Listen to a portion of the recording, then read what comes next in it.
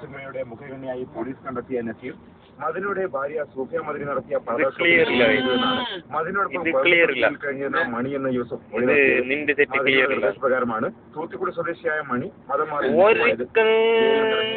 എറണാകുളത്തെ സൂഫിയ മദനിയുടെ വീട്ടിൽ താമസിച്ചതായും അപ്പോൾ അവിടെ കേരളത്തിലെ തീവ്രവാദികളിൽ തീവ്രവാദികൾ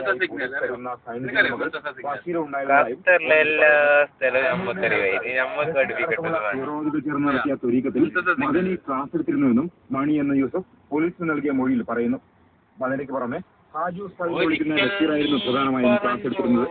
കശ്മീർ പോലുള്ള പ്രശ്നങ്ങൾ ചൂണ്ടിക്കാട്ടി ഇസ്ലാമിനെയും മുസ്ലിങ്ങളെ രക്ഷിക്കാൻ ജിഹാദിന് ഒരുങ്ങണമെന്നും ക്ലാസുകളിൽ നിർദ്ദേശിച്ചിരുന്നു. ഇവിടെ നിന്നാണ് ഹൈദരാബാദിലേക്കും മറ്റും ആളുകളെ കൊണ്ടുപോയിരുന്നത്.